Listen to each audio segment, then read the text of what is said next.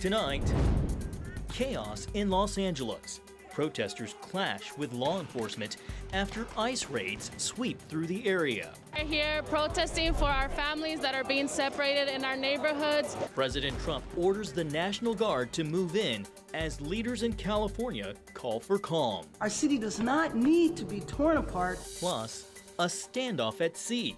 Israel intercepts a boat carrying activists headed for Gaza. The latest on the war, humanitarian aid, and the fight to free the hostages. And pastor, chaplain, congressman, and now Veterans Affairs Secretary. As I start most every day, out of the gym and into my quiet times, it's just, okay, God, what do you want today? Doug Collins shares how his faith guides his work and keeps his focus on serving the veterans who served America. All this and more tonight on Faith Nation.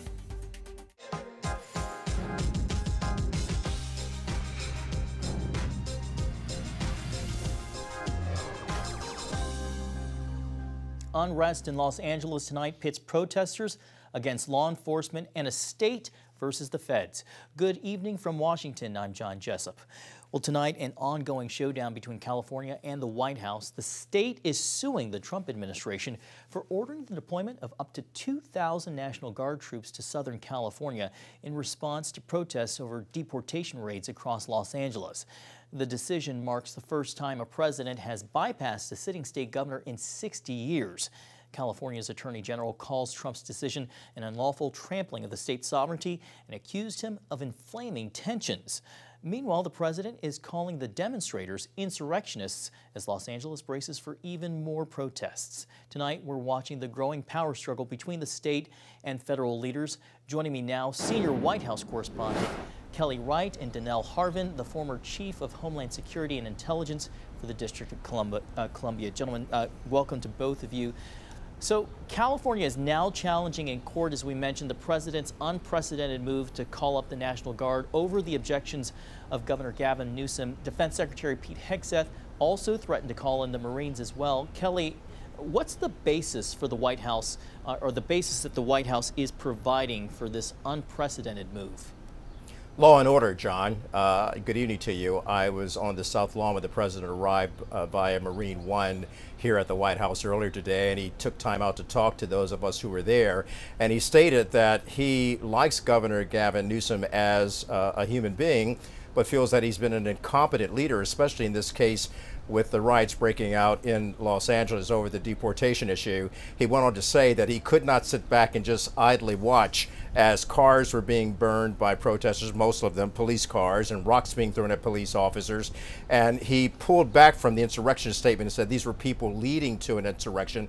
And because of that, he sent in the National Guard troops to restore law and order and to protect ICE enforcement as well as law enforcement. He basically stated that law enforcement was being overwhelmed, and he did not want to sit back and watch that happen. Donnell, a lot of criticism today. The Atlantic called this potentially a trial run to get blue states to comply. And Governor Newsom, of course, called this, quote, a serious breach of state sovereignty and has asked for authority of the National Guard to be turned back to the state. Donnell, what's your take? Yeah, I mean, for decades we've had protests that have turned violent. And so what the state and local leaders have done is push back on that term riot. The White House does not decide historically when a protest turns into a riot. It's generally the sovereignty of the state governor, the highest elected official, to call in for federal assistance. Understand that California as a state has access to the largest police force in the country, almost 80,000 that they can activate, including the governor can activate his National Guard. They have mutual aid assistance agreements not only within the state, but outside of the state. And so what many feel from a tactical and strategic standpoint is that this was jumping the gun and it was unnecessary. Speaking of jumping the gun, Donnell, one of the criticisms from the January 6th Select Committee was that the president, when he was in office during his first administration, didn't use his authority to cut through some of the confusion on the day of the Capitol riot, which delayed the deployment of the National Guard. Can the argument be made that he's moving quickly this time around? Well, I mean, it's a little tongue-in-cheek because many of the things that the administration are pointing to, protesters throwing rocks, spitting at officers, launching homemade, fireworks at officers and assaulting them is exactly what happened on January 6th. Yet that was classified or categorized, as you will, by the president as a day of love. Officers got injured on that day, and the White House under Donald Trump sat on his hands for nearly 3 hours and watched it unfold. So perhaps he's learned, but once again, there's a difference here, right? In D.C., technically speaking, there's no governor and there's a mayor, and that mayor does not control the mobilization of the National Guard. That's controlled by the Pentagon and the president. Here we have a long-standing, hundreds of years precedent of governors who have their own militia called the National Guard, and in the Constitution they can mobilize them or they can request assistance to mobilize them, and that hasn't happened yet in California. I want to change topics here. Anger and frustration over the president's travel ban that went into effect today. The Central African nation of Chad issued a reciprocal ban on U.S. citizens. Kelly, how does the administration view things are going with the ban's implementation today? And is that message at all muddled now that the government has brought back a man it admits was wrongfully deported? That's Kilmar Abrego Garcia, who now faces criminal charges here in the U.S. Well, let's deal with the travel ban first. This is something that the president instituted when he was president of 45, was supported by the Supreme Court back in 2018. This time around, he will face little opposition from legal challenges because of that rule by the Supreme Court. They will likely support this particular travel ban as well. I must tell you that there are exceptions to this, though. The Afghan refugees who actually helped American soldiers, they are still protected by visas. And there are other matters out there where people are coming to this country for emergency medical services. Their visas will not be upheld. They'll still be able to, will be upheld rather. They'll still be able to come here and travel for those emergency purposes. But as this all sorts out, the president is clearly stating that he wants to rule out any possibility of a terrorist threat from within this nation by people who come to this country who already have some adversarial or animus towards the United States. Donnell, one of the arguments the president makes is the ban will make us safer. Do you agree from your perspective? Yeah, not only do I agree, but I believe that the president has the authority to and the mandate to protect America and its shores. And this is not unlike what we did after 9/11, right? We really closely vetted who was coming here. We didn't do travel bans per se, but we really were on top of who were coming here and our adversaries. And we've gone a long way, and I believe many of the generation that we're dealing with right now, at least the students I'm teaching, they weren't even born in 9/11. So I believe that the administration, this administration, and the previous administration has had intelligence and information suggesting that there are individuals that may be coming from these countries that may do us harm. This is, if this enhanced vetting of these individuals with exceptions that was just mentioned, I have no problem with it from a Homeland Security standpoint. And John, to that point, real quickly, I must tell you, having reported from the southern border of Texas where a lot of illegals were coming across into this country with nefarious purposes, that is something else that is in the mind of the president. He wants to be sure that none of them have an opportunity to actually hurt the United States. That's important to note. Kelly, real quickly, we just have a few seconds left. What do we know about negotiations between the United States and China today on trade negotiations in the few seconds we have left? So glad you asked that. The president talked about that today during a roundtable discussion for Invest in America. He stated that he's waiting to hear from his envoys there and that he believes that they will get to a deal to work with China. He's waiting to get the information from London. As soon as he gets, he'll pass it on to the American people. Well, the last time they talked, we got this 90-day reprieve. Hopefully there's going to be some good news coming out of this set of negotiations as well. Donnell and Kelly, thank you so much for being with us and for the conversation tonight. Sure. Well, as the ICE raids continue, shelters across the United States that once housed thousands of migrants are now shutting down. The drop in illegal crossings is part of the reason, but not the whole story. As fewer migrants arrive, funding cuts and legal challenges are forcing faith-based organizations to scale back or even close their doors. CBN's Paul Petit brings us a closer look from El Paso, Texas.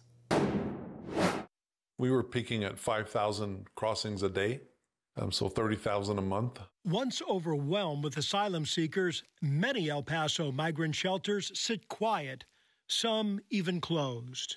We were one of the last ones to close. It just wasn't beneficial to continue not knowing the circumstances if we were ever going to get more migrants. Out of 14 shelters once operating here, only 5 remain open. As the U.S. Border Patrol credits tougher enforcement and military support for the results, faith-based groups say their mission hasn't changed. A lot of the work is just supporting the real sort of fundamental humanitarian needs, but then it's evolved into a number of services as well. Sammy DiPasquale is the executive director of Ibarra, a faith-based charity that works with some 32 shelters on both sides of the border. A lot of it's just trying to provide even just human experiences for people, because you can't imagine some of the trauma that people are arriving with. The U.S. Conference of Catholic Bishops is phasing out many of its migrant aid programs, citing funding cuts tied to Trump administration policy shifts. It's a concern for DiPasquale since migrants are still arriving and their needs remain. When funding is taken away by the government, it really impacts everybody because peripherally, whether it's directly or peripherally, the community is receiving support through that funding, and if that's taken away, then the community needs to figure out how to fill the hole. Meanwhile, the Justice Department is also pulling grants from shelters and legal aid centers. Most of these NGOs, in my opinion, that I saw, it became a center for profit for them. In a recent post on X, Doge reported the Health and Human Services Department terminated a contract that paid a group called Family Endeavors $18 million a month to run what ended up becoming an empty West Texas shelter. Lucky Catholic Charity's got over $100 million in the valley. Rented out whole hotels to put these people in. They would put them in the hotel and you'd go to check up and guess what? They'd be gone. Another way Texas shelters are being impacted is through the legal system. Right now, Annunciation House is in a battle with the Texas Attorney General, who accuses the Catholic organization of violating state law by helping undocumented migrants here at its El Paso shelter. It's trying to make an example of an organization that has been at the forefront of this work for over 4 decades, trying to serve the most vulnerable. State officials say it's about upholding immigration law, while supporters of Annunciation House argue the lawsuit threatens religious liberty.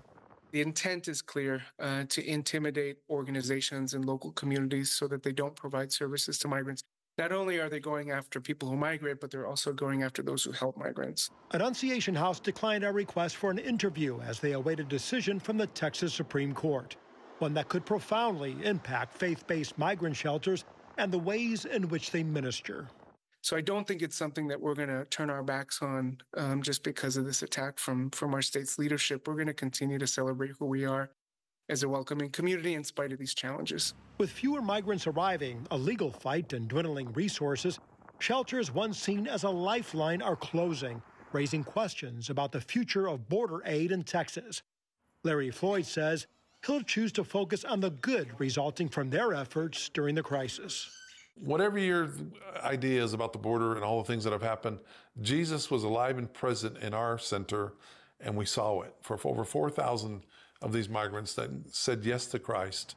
In El Paso, Paul Petit, CBN News. Thanks, Paul. Coming up, tensions grow over Israel's war against Hamas, over aid, activism, and efforts to bring the hostages back home.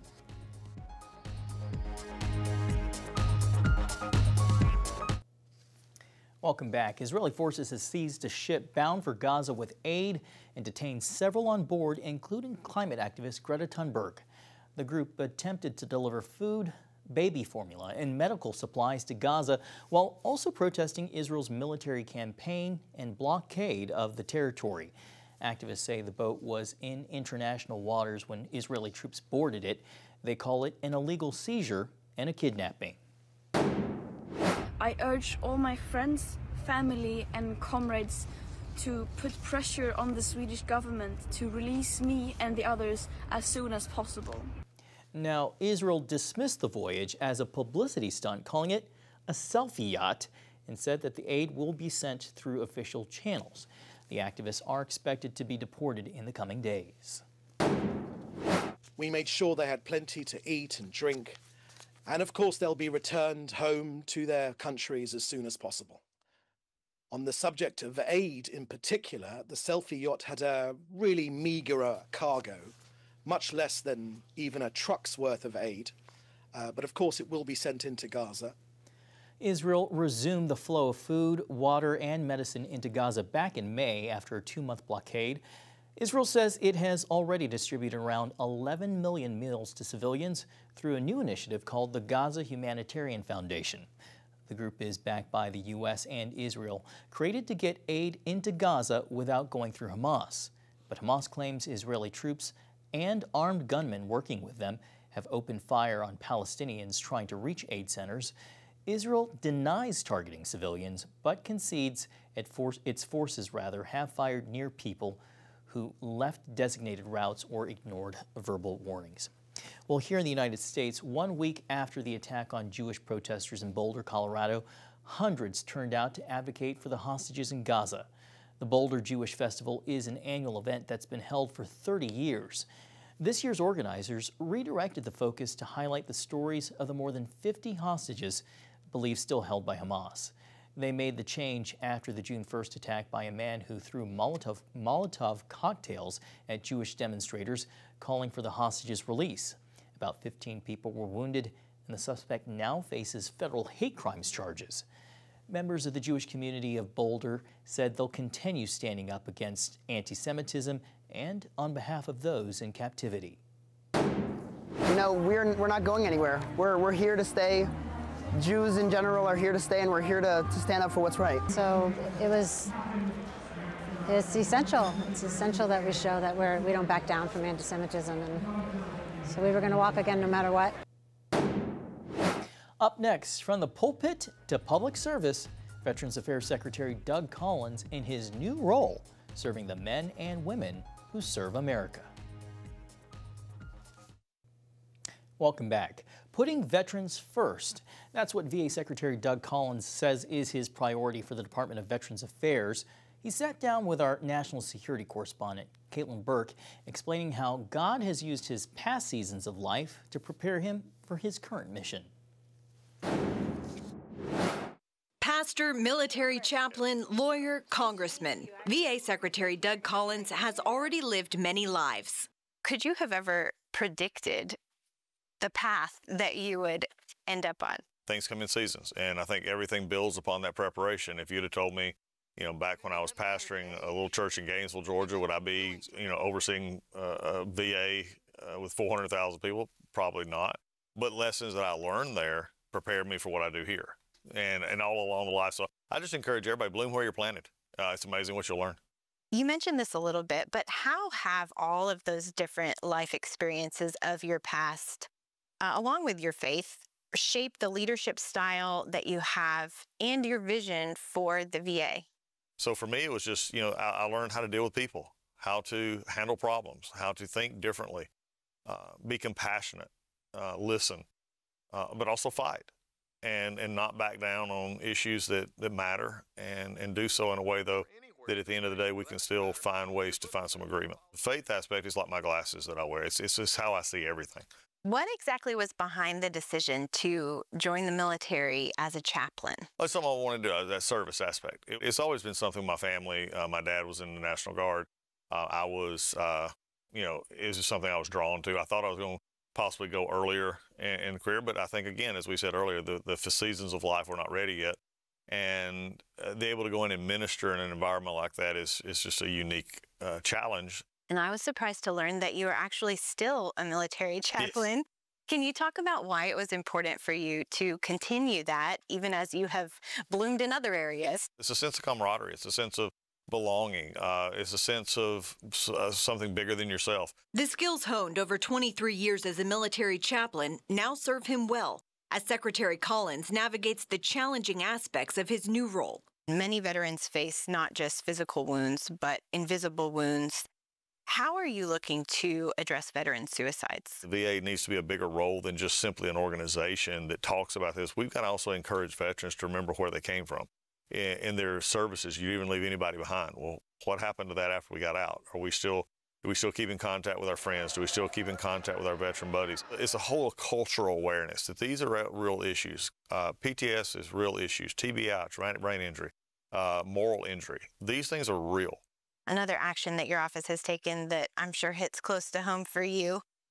You recently took action to prevent a Pennsylvania VA hospital and also any nationwide going forward from censoring its chaplains. Can you talk about why you felt you needed to step in there? So for me, it was very simple. You're not going to, if they're preaching, they're doing their services in their faith tradition, they're going to do so regardless of who endorsed them to be there. Very easy, just a reminder of who we are and that we're not going to censor things when it comes to the matters of faith. While he's just getting started, Collins says he's proud of the work the department has already done, especially the shift in focus back to its original mission. We're not a jobs agency. We're not a employment group. We're not a function of something in the government. We're about service, and that's service our veterans. We only have one committed clientele, and that's a veteran, and they've earned that benefit. This calling to service is a common thread through each season and career choice, with his faith in Christ at the center of it all. As I start most every day, you know, out of the gym and into my quiet times, it's just, okay, God, what do you want today? You know, it is, you know, let the thoughts and the words of my mouth and meditation of my heart be pleasing to you. Last question for me. When you leave this role, how do you hope to leave the VA? Better than where I found it. To make a difference. Simple as that. Great interview. Thanks, Caitlin. Coming up, you've probably seen it. A zebra on the run becomes an internet phenomenon.